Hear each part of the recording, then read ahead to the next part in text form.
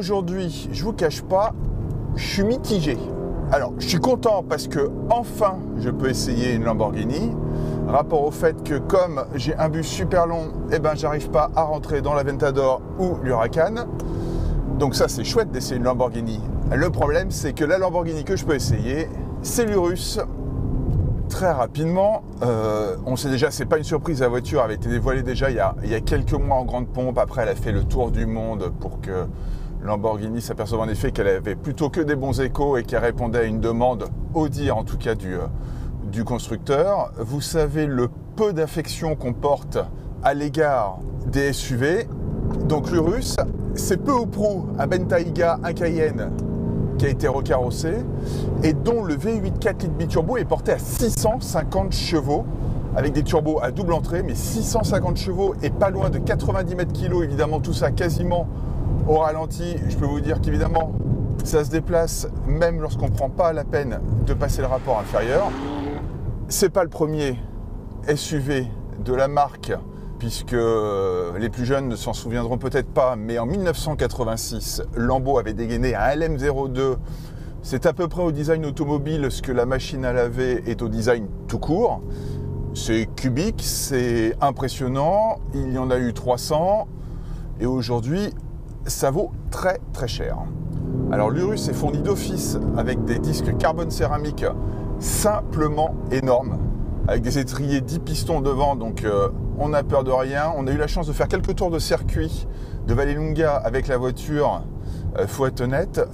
Au bout de 3 tours, les freins sont fusillés, donc on n'imagine même pas ce que ça aurait été avec des appendices moins bien dimensionnés que ceux-ci. Donc l'Urus est polyvalent, l'Urus est confortable, l'Urus est bien présenté avec une ergonomie pas toujours d'ailleurs bien pensée. Il y a des boutons absolument partout, même s'il y a la présence de 2 immenses écrans tactiles. Alors je vous fais l'impasse sur tous les modes de conduite, il y en a 8 en tout, enfin il y en a 6 pardon en tout.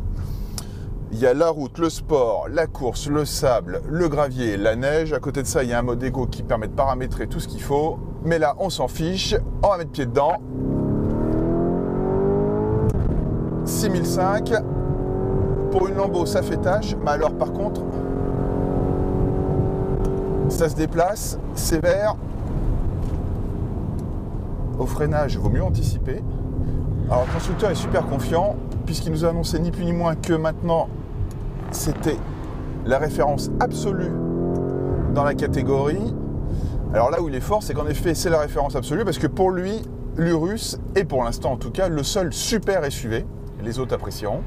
Mais c'est vrai qu'en termes de poussée, de comportement, la voiture se comporte étonnamment bien compte tenu du poids. Là, on parle d'une voiture qui pèse plus de 2 tonnes sans personne à bord. Et au final, on est un peu embêté parce que est-ce que ça se comporte comme une Lamborghini? En tout cas, les Lamborghini qu'on a l'habitude d'avoir, clairement, non.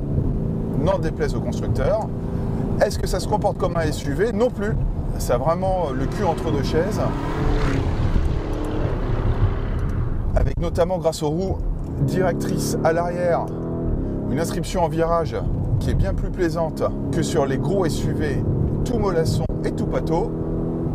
Donc vraiment, Lambo a réussi à sacré coup avec cette Urus.